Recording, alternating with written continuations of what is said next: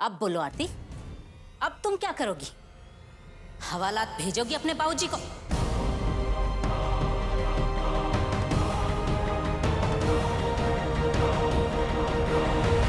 मेरे भगवान की कसम, अपने खून, अपनी औलाद के बेटे के दुश्मन बन गए आप। जरा भी शर्म नहीं आई आपको अपनी मुंह बोली बेटी का घर उजाड़ते हुए, उसके देवता जैसे पति की तीसरी शादी करवाते हुए? आपको तो चुल्लू भर पानी में डूबकर मर जाना चाहिए दुबे जी।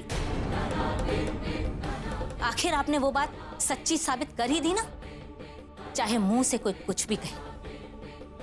लेकिन अपनी बहू को अपनी बेटी का दर्जा देना नामुमकिन है। इसे देखिए, ये दामाद है आपका। अपने माँ बाबूजी से ज्यादा ये आपकी इज्जत करता है। आपके बेटे की गिरी हुई हरकत के बावजूद भी एक बार भी शिकायत नहीं की इसने। आपके बेटे की मौत के बाद भी ये आप दोनों को हमारे घर लेकर आया, और इसके प्यार और इज्जत का क्या बदला दिया आप लोगों ने? आपकी ये मुंह बोली बेटी दिन रात आपके गुण गाती है कि मेरे माँ बाबूजी जैसे सास ससुर तो किसी के हो ही नहीं सकते।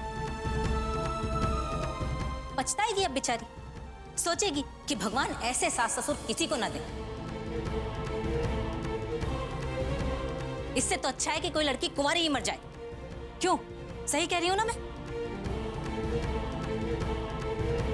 मैं नहीं जानती कि क्या मजबूरी है, कैसी लाचारी है, लेकिन हाँ, ये सच है कि इनसे बहुत बड़ा पाप हुआ है और इस भूल के लिए माफ नहीं किया जा सकता है। और हाँ, इनकी अर्धांगिनी होने के नाते इस पाप में मेरा भी हिस्सा है। सजा तो मिलनी ही चाहिए, मिलनी ही चाहिए हम।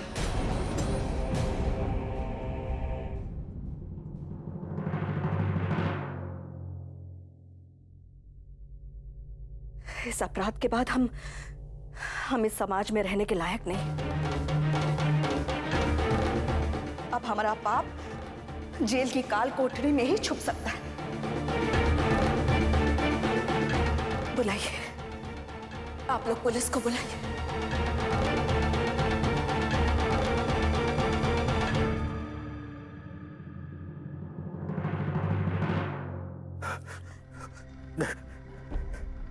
नहीं, इसमें शोभा का कोई दोष नहीं है।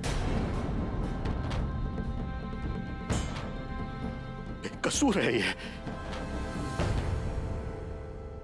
इसे तो ये भी नहीं पता कि मैं ऐसा कुछ कर रहा हूं।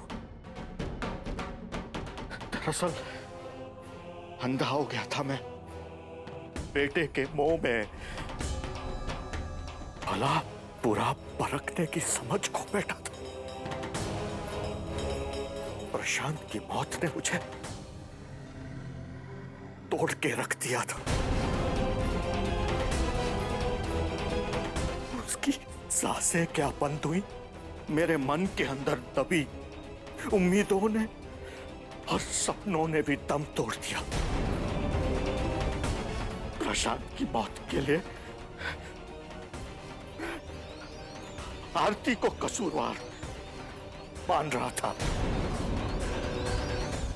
और उसी डर, नफरत और चिढ़ में मैंने तय किया कि अगर प्रशांत को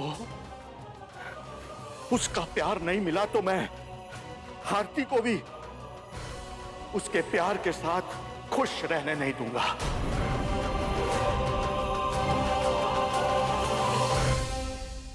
मैंने ही यश आरती का तलाक करवाया था।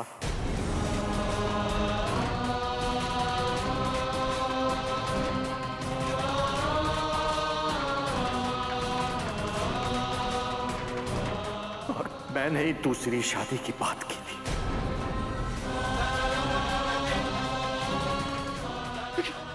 इसमें मेरी पत्नी शोभा का कोई कसूर नहीं है। इसलिए जो भी सजा देनी है तो दे दीजिए।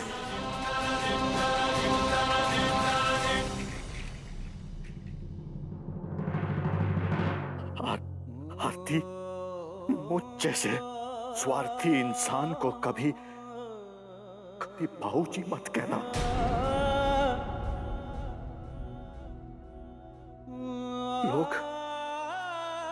लोग मां को एक भगवान का दर्जा देते हैं, तो ऐसी मां का दामन कभी नहीं छोड़ना।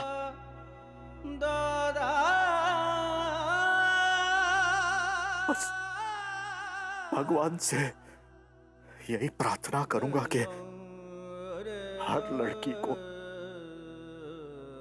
शोभा जैसी सास मिले।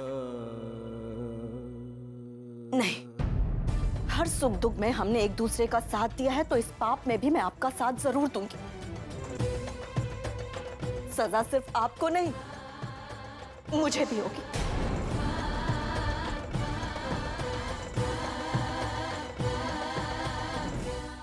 हाँ, दीजिए, हमें सजा दीजिए। नहीं बाबूजी, मुझ में कोई कमी रह गई होगी, मेरे प्यार में कोई कमी रह गई होगी, तभी आपने ऐसा किया। वरना आप ऐसा कभी नहीं करते।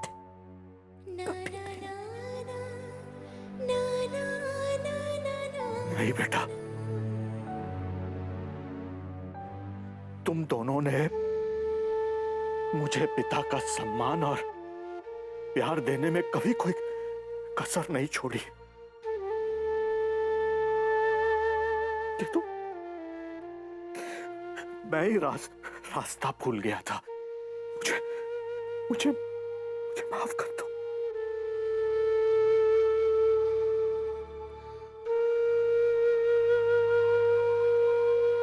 प्लीज बाबूजी, ऐसा मत कहिए। आपने तो मुझे हर खुशी दी है बाबूजी।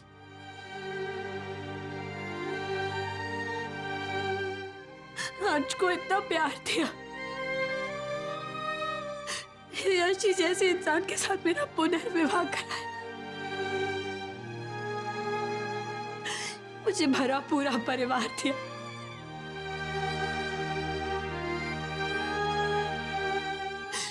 आपकी खुशी के लिए तो मैं कुछ भी कर सकती थी। बस एक बार कहकर तो देखते। अपना दुख, अपनी तकलीफ मुझसे बांट के तो देखते बाबूजी। आप मेरे बाबूजी हैं। अपनी बेटी पर नाराज होने का पूरा हक है आपको। फिर अपने मन में, अपने दिल में इतना जहर लेकर चुप कैसे रहे आप?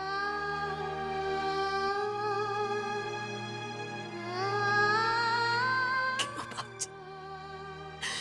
क्यों?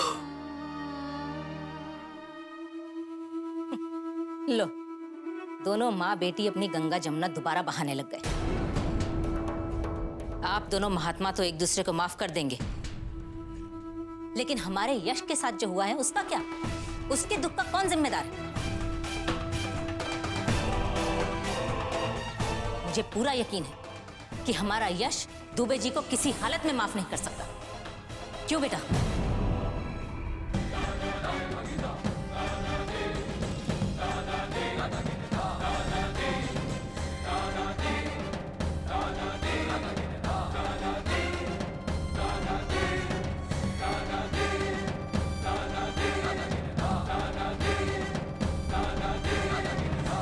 मैं आप लोगों से बहुत छोटा हूं और मेरे बड़े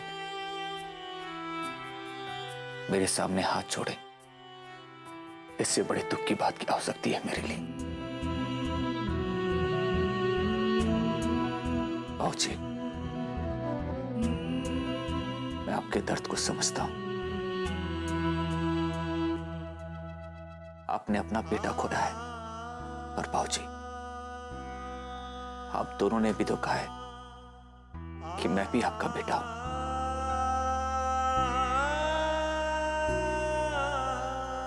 तो बस उसी नाते मैं सब कुछ भूलना चाहता हूं।